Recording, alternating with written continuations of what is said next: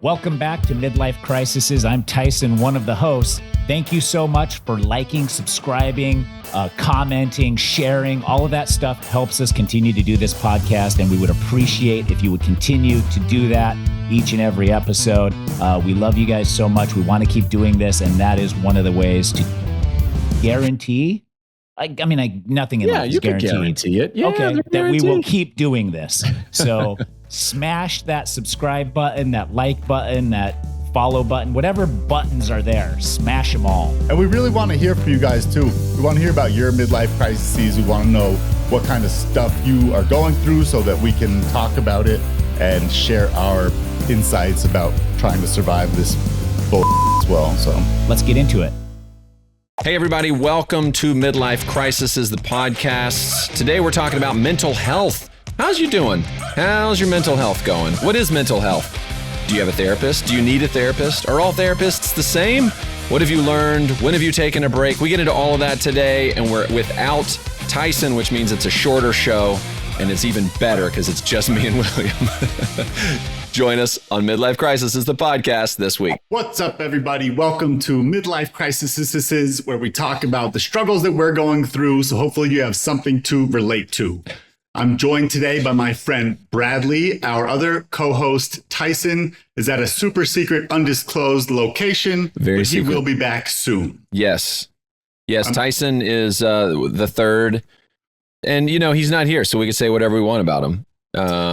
But Bradley said, what should we talk about? And I said, well, this is our chance just to talk as much shit as we can about Tyson, that fucking guy. But we looked at our schedules. We didn't have 5 hours. We didn't have the time needed to really vet the stuff. Fat over there. Yeah, right. That's right. That's a throwback to an episode. If you guys haven't heard that one, it's a really good one. It's about our insecurities.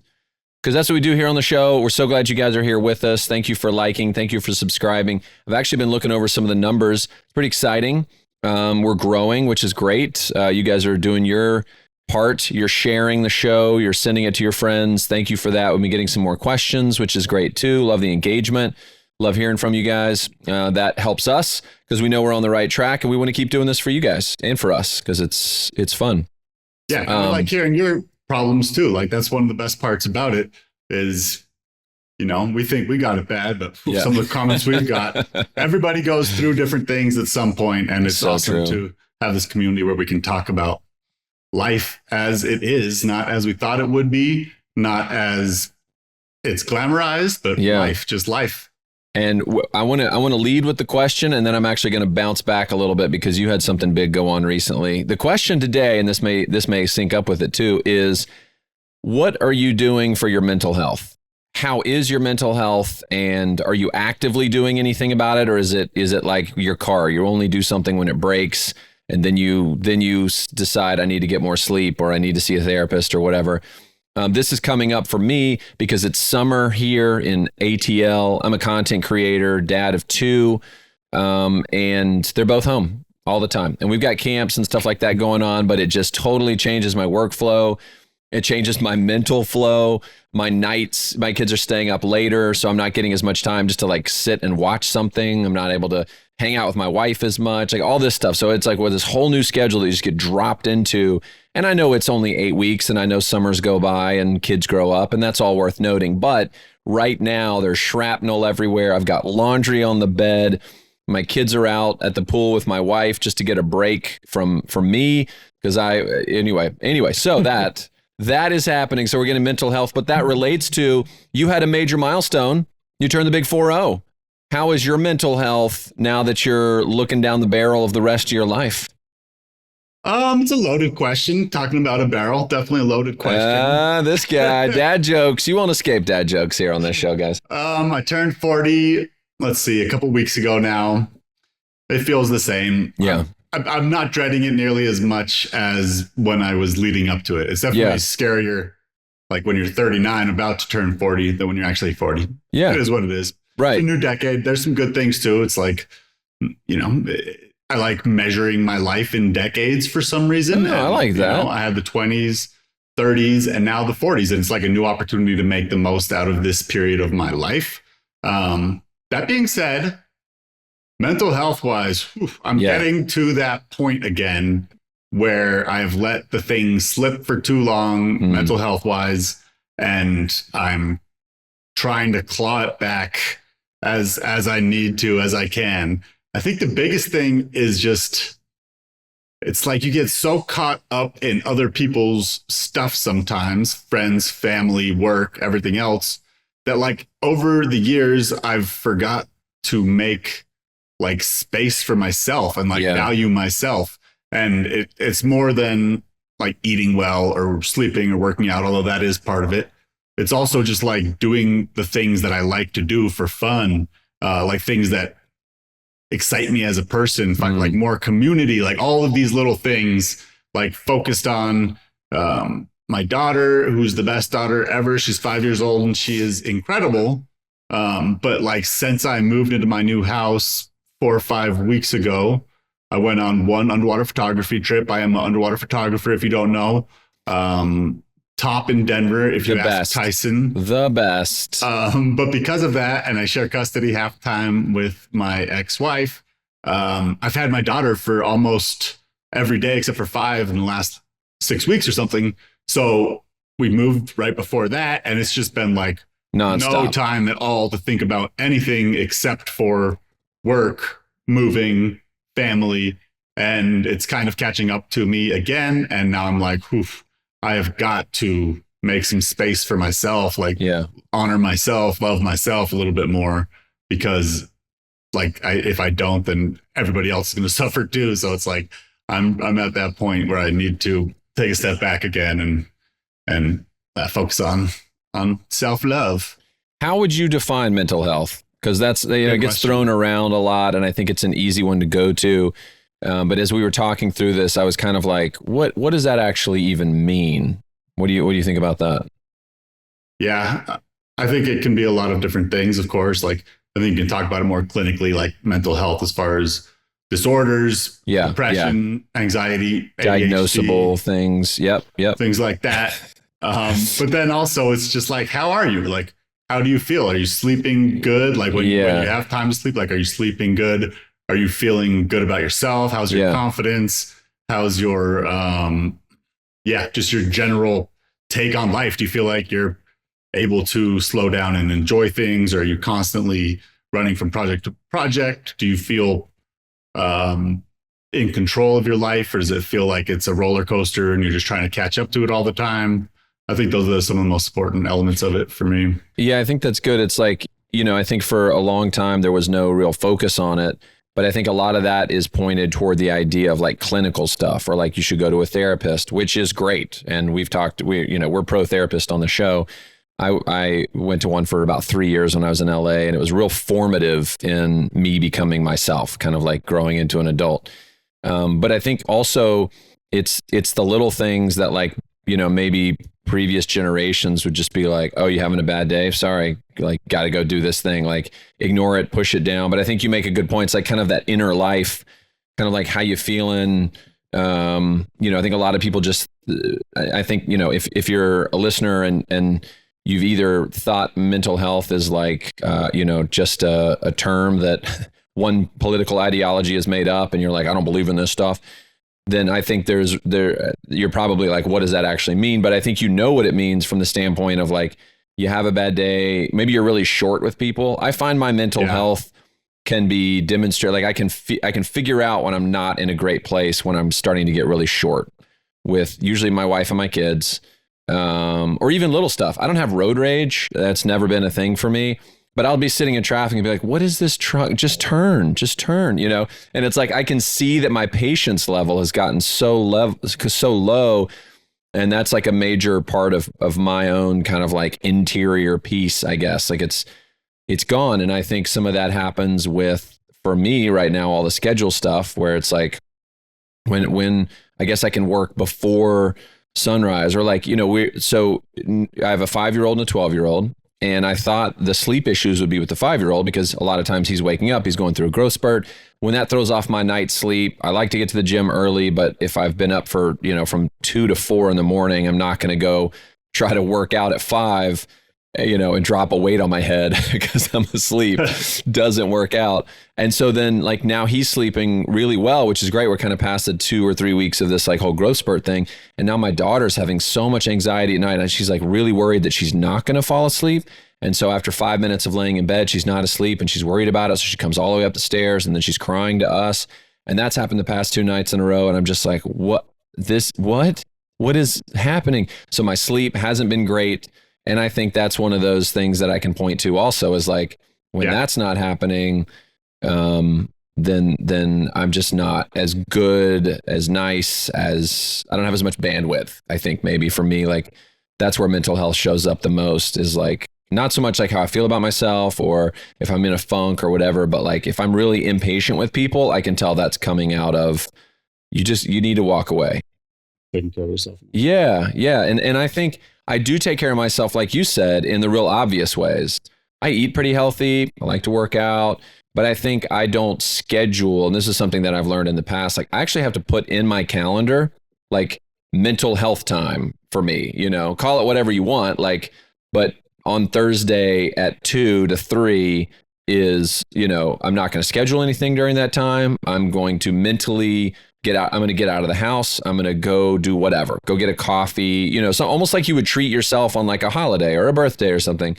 But having that in the calendar, I think, is so vital, because otherwise when the rest of the week gets shuffled around, you almost use that as like a rain day. And you're like, oh, I'll move it to Thursday at 3. I've got this thing, but you have to really block that off. Yeah. And I was just thinking recently, like, man, my brain is tired. I'm just not as sharp. Yeah. That's kind of how I feel it too. It's like in my focus, when I'm not taking care of myself enough, like my focus isn't as good as it should be. And like my creativity isn't quite what I want it to be. So when I start to notice those things, and like time wise too, being late to appointments and losing things and like all this stuff, if I'm not doing enough for supporting myself physically, spiritually, emotionally, all these things combined, then and like I said earlier, like, are you in control of things, or does it feel like a roller coaster? The worse my level of mental health, how much I'm taking care of myself, like that's directly correlated to how much control I feel like I have of my life at that moment. Yeah. Excuse me. And I was looking up some stats, and, we're in good company. It looks like approximately 20% of adults between 40 and 65 say that they are experiencing depressive or anxious feelings. And that can be even a bigger deal than just like, taking a mental break or whatever. 23% of US adults experienced mental illness in 2021. Now, how you define mental illness is different, but that's 1 in 5 adults. That's a lot.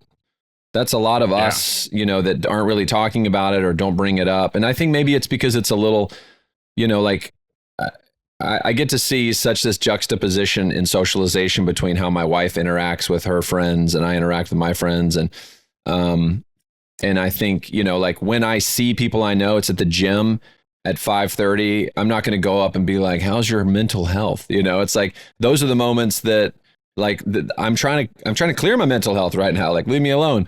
But it's funny because there's a trend going around where it won't be a trend probably by the time this airs, but where guys are calling their guy friends and wishing them a good night. Have you seen this trend? No. It's hilarious. And because the person receiving the phone call is like, what? Is everything okay? So like I would call you and you'd be like, hey, and it's like, hey, what's up, man? You'd be like, well, I'm good, man. What are you doing? And it's like, I just wanted to call and wish you good night.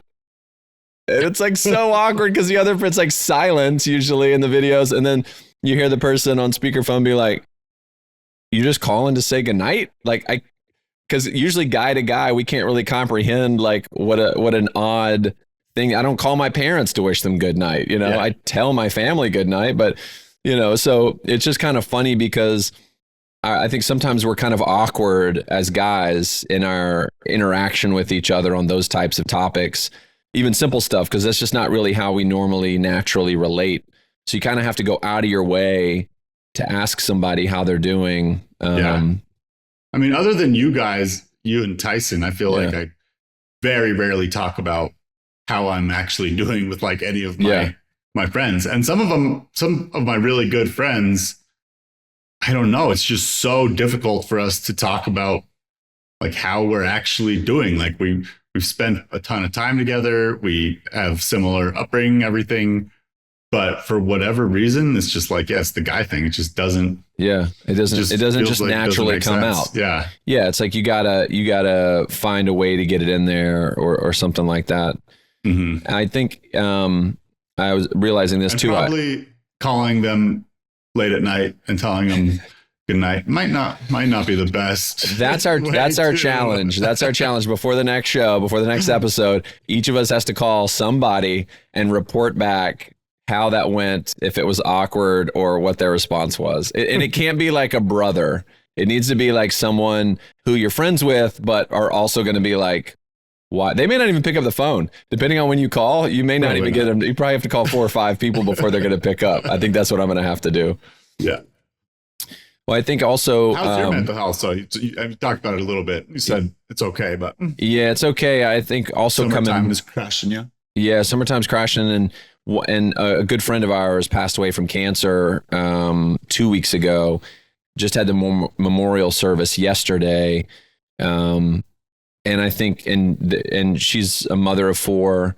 They lived below us when we lived in the apartments, really close to where we are now. And it was just crazy. They're 10 years younger than us. And the parents are, and one of the daughters has been over here a lot because she and Ellis are close. And so, trying to make space for that and for them. And I think I've devoted a lot of mental energy from this whole situation, which can also be exhausting. And you don't even realize that you're tired until you kind of like sit down. I think that's something that I want to get better at, is taking scheduled breaks, basically, to like kind of assess or ask how I'm doing. My wife is so good about asking that kind of stuff and like knowing that should be asked. I'm the kind of guy that's like, we got this big boulder, we're going to roll it up the hill. Let's just go, and I'm not pausing to be like, how do I feel right now? It's just like, I got this boulder. I don't care how I feel. I got to move the boulder. Mm-hmm. And that has some serious benefits because you got to get a boulder up the hill. We're the guys to call. But I think, I didn't even realize how much being around the whole situation and of course, lots of tears and also laughs and all this at the ceremony yesterday, the celebration of life, but literally carrying this because the whole community here really rallied around, but I was kind of the point person to go between my friend and people that were like, please, can we help? How can we help? And so there was just a lot of logistics of that and being on the phone and texting and can we get this thing in and do this and set up this account and all this stuff. And and then just today, as I was driving, I just turned the radio off because I have an old car, so I listen to the radio. And I just turned the radio off and I was just like driving in silence. And I was like, I need this. I need more of this, And I think because I don't ask it of myself, I certainly don't ask it of others. And I thought, I'm going to check in on William. I'm just going to throw this one out there. And I know our listeners, men and women in any age, really, I feel like because of the way life is constructed from, being on your phone to being busy at work to it's easy just to go. And so I thought, let's bring it up and hopefully, with the hope of like, if people are listening, when people are listening, that it'll be a little bit of a motivation for them as well, just to take a second. Don't turn us off yet. Once the episode finishes, then go silent in the car or your run or whatever. Have you ever done anything like therapy wise or whatever that you feel like has been really helpful? Yeah. I'm sorry that you guys are dealing with that. And that's, thanks, buddy. Texting about it a bunch and not easy. I think that one thing that we have to remember when we're dealing with things like this, especially when they end up being like long-term things, like if you've got friends or family who just need a lot of extra support and like you're constantly making headspace for them, time for them, like that's great. You should do that. But you need to also be able to say no sometimes, especially when like you're struggling yourself and it's like you have all of these other obligations. You're trying to take care of your own mental health and like it's like relentless trying to take care of other people's at the same time. So I don't know. That's a good note. With that recently. It's like you can only do so much for other people, especially when it's starting to like negatively impact your work or your own mental health. And obviously things happen like deaths. You got to be there for people. And that's not really the situation that I'm talking about, but just, you have to realize that everything that you do for people is great. And you probably can't do everything for somebody. Yeah. Like, even if you can do a little bit, that's great. And so I think that we need to keep that in mind, especially as we get older. Our parents are getting older, like taking care of them more. So just that, and that's one thing that I'm talking about when I'm saying find more time for myself, is like I'm really good at making time for other people, but I'm really bad at making time for myself to do things that I enjoy to do. I used to be great at it. I used to do so much fun stuff all the time. And then now in my life, I just don't really plan on anything. Is that just because you've gotten older and busier and you're running a business and you have a kid, like all that kind of stuff? That's a big part of it. And the other part is just that like it's a blessing doing what I love. I love being underwater. I love doing underwater photography. But because I love it so much, it's almost like my job, my hobby, my passion. So it's like these other things that I used to love to do, they just kind of got swept aside. And I've talked about this a while ago, especially when, when we were first starting, I was getting back into this. But yeah, so. It's funny. Someone asked me, like, I remember like a couple months ago, they're like, what's your hobby? What do you do for fun? And I was like, I don't think I have a hobby, because I love my work. I love creating content, but I don't have like a separate thing that like, well, I have to do work and I don't like it, so I have to do this thing on the side, which I was like, I guess that's kind of rare. Because a lot of people have hobbies. No, like pretty rare to not have like a hobby. Because a lot of guys are like, I golf, right? Or like I mean, I guess maybe like whatever, run, work out, whatever. Maybe that's my hobby. But it does seem like there's a lot of people who are in dissatisfied jobs. So they find a hobby to fulfill the like, definitely. This is what I like to do. I'm in finance, who cares? But I love to race boats, or I love to play golf, or, whatever. Like I love to hunt, like I don't have any of those hobbies. My hobby is like. It's a lot easier to not have a hobby nowadays with technology. And, that's true. That's true. You can escape without leaving. Yeah, exactly. Yeah. I have done a fair amount of therapy. After my divorce, during it, I've done some online therapy before, which I had some okay success with.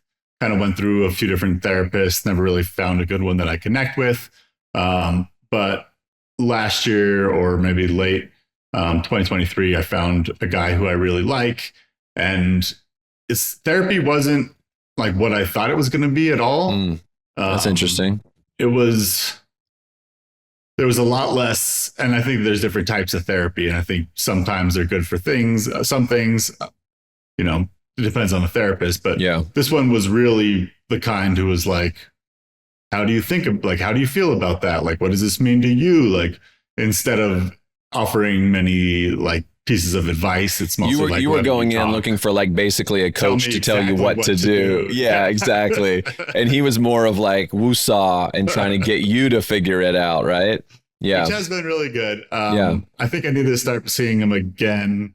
Once again, it just gets so busy with everything. I think I'm going to go back again. He is very interested in some of the new medical therapies like K therapy and mushroom therapy. Interesting. And he's been trying to get me to try both of those. It sounds interesting, kind of weird. The K therapy is really weird. Like, because he's not a psychologist or psychiatrist, right? Yeah. He's a therapist, so he can't get it. So he like gives you a website where you go online and then you order ketamine online. And then they ship it to you. This sounds like a Temu therapist. This sounds like, this is not, do you have a certificate, sir? He's really good. He's really good. Yeah. He's just, he's open to lots of ideas. Yeah. But then you just bring in the K, and mix it in water and drink it in front of him. And then you put on headphones and like a sleep mask and just sit there for like a half hour in silence. And then you're not messed up anymore. And you sit up and talk to him a little bit and go home. And apparently people have like super high success rates with it. Like really high success rates. It doesn't sound like he's doing anything. I know. It's the drugs and he's getting paid. You're buying the drugs and you're buying the therapy. You had to buy the sleep mask too. It's like you're out all the money. And he's like, great, it's done its job. Pay up. That's like someone being like, I'm part of your lawn care. And they just show up with like a remote control lawnmower. And they just stand there and it just cleans the whole thing. And then you're like, he's like, all right, on to the next one. You're like, what? That's it? You didn't even do anything. You just, no? Okay. He was also talking about mushroom therapy. I think that's a lot more work for him because then you get the mushrooms. I think they're legal in Colorado. They're not illegal. They're not they're decriminalized. Okay. So for this one, you get the mushrooms. He comes to your crib. You eat a bunch of mushrooms together. And then he just like takes care of you. No, he doesn't eat them. He just like watches you and takes care of you and lets you trip out. Then talk about it afterwards. Dude, this sounds like an HBO show. This does not sound like a real. Of course, William is going through this. This is like, that's so funny, man. My therapist. What do you guys think who are listening? Should I try it? I don't know. Is that a thing? Is that like, real? Or have you guys had experience with that? This is the first time I'm hearing about this. So to me, this is wild because my therapist, was years ago, like, let's see, it would have been like 2010 to like 13, like right around there, or 9 to 12, something like that. And he would actually do a whole thing where like, so each week I would bring like what's going on or what, like I'm, pissed about something or I'm frustrated about something or I'm sad about something. We would talk, he would basically just kind of sit there and be like, we could talk about it. So I would start talking about something and then he would say like, where do you feel that in your body? And I was like, okay. And like, I feel it in my throat. And then he would take that as an understanding of like, well, we have sadness in the throat. We have anxiety on the shoulders or whatever, like how your body physically responds to talking about these things. And he would use that as a way to kind of read me and then kind of know what to do. But I think he did a good job of balancing like, how does that make you feel? What do you want to say? What do you wish you could say, instead of, being all polite and whatever? What do you want to say to your mom or to the teacher or the cop who pulled you over? Like whatever the thing was, and then getting it off your chest and getting it out, almost like a confessional kind of thing. Yeah. And then doing it in a non-judgmental place was really helpful because, I grew up in the South. I grew up in, I'm the nice guy. And so, you hold a lot of that and you can't make mistakes and you hold a lot of that and you keep it in. And then when you can finally let it out, like a real human should be allowed to do, it's actually really freeing and like more like establishing of yourself as like a full-fledged person and not just like living how you think you're supposed to kind of thing. So for me, that's how it was really helpful. And actually it was around the same time that I was dating a girl who was my friend.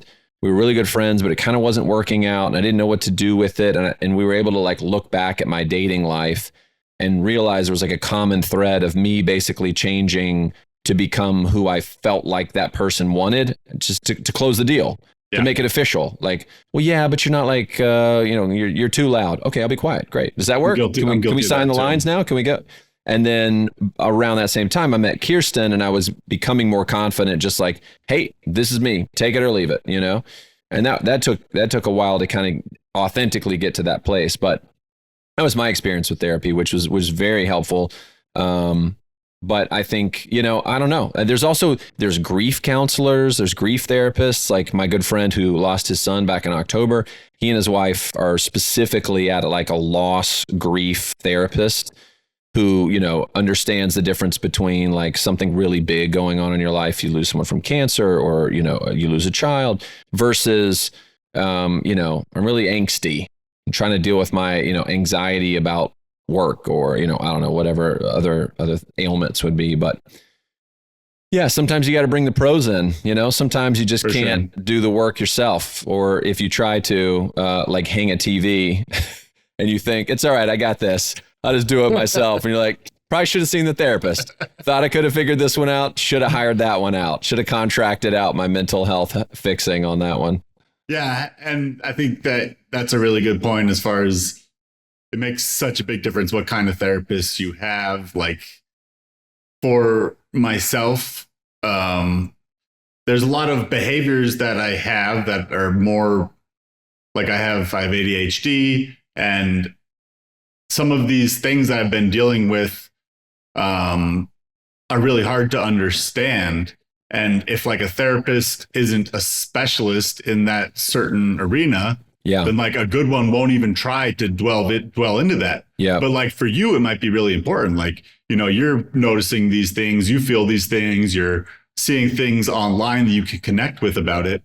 But when you talk about with a therapist, he like doesn't like, or they just can't relate to it because they're not like specialists in that arena and they don't try to. Yeah.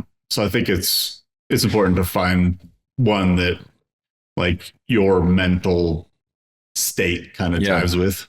Yeah, we should find a therapist to be on the show, because I think there's a lot to be said about people don't, I think to your point, people don't think of therapy as, they think of it as one thing. It's almost kind of like, oh, a doctor is a doctor. It's like, well, that guy's a heart surgeon and that guy's a podiatrist. And I promise you, they don't know the same stuff. Yeah. And so there are therapists that are in different categories. And it's also kind of like, I was talking to someone about this the other day, like when you start, part of the reason it's so hard is it's like, you almost kind of have to date the therapist. Like you have to go to a couple sessions. You gotta get to know them. And sometimes it's expensive. It's like $250 for a new patient. You're like, oh, okay, that's out of pocket. A lot of insurance doesn't cover that. And then it's like, okay, we went for 3 or 4 sessions at whatever, 150, 250, whatever a pop. And then you're like, nah, I'm just not really jiving. You got to find somebody else. That takes work. It takes time. And usually we don't prioritize that enough to make it that way. I'll go test drive 30 cars and take a month. But when it comes to my health, my mental health, it's like, I don't know, I'm probably pretty good. Like, I don't think I have that amount of time to invest, but it is vital. I was talking about how there's some therapists who offer more advice and there's other ones who offer more. Yeah. Like you figure it out. Let's talk through it. Yeah. Some of my good friends are going, they go to marriage therapists, marital counseling every other week or whatever. And they've been doing it for like 2 years. Cool.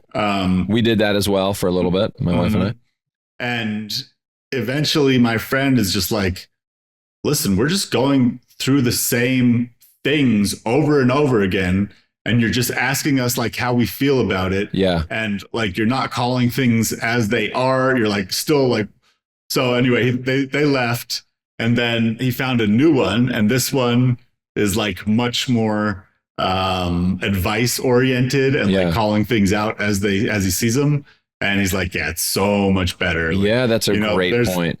Like the other one might have helped at the beginning, but long term didn't help at all. Yeah. And this guy, he's offering expertise, which is what we need. He's not just like trying to get us to talk about our feelings. Yeah. He's like giving concrete advice that we can take home and work on. Action plan. And that was much in the better marriage. for them. Yeah, I agree with that. All right. Well, we're coming up on our time. Takeaways. Takeaways are, life is too short to run through it without taking care of yourself. You've got a lot of other people around you who want your time, and that's fine. But you also need to make sure that you find time to nurture your body, your mind, and your creativity and your spirituality and all of that, so you can live a fulfilled life. And also it's important to keep it up when you're feeling good too, because you don't want to be on a roller coaster. You don't want to. Good note. You don't want to wait until you're already in emergency mode before you start handling it. So even if it's small things every day, make sure that you're taking care of yourself and making time for yourself.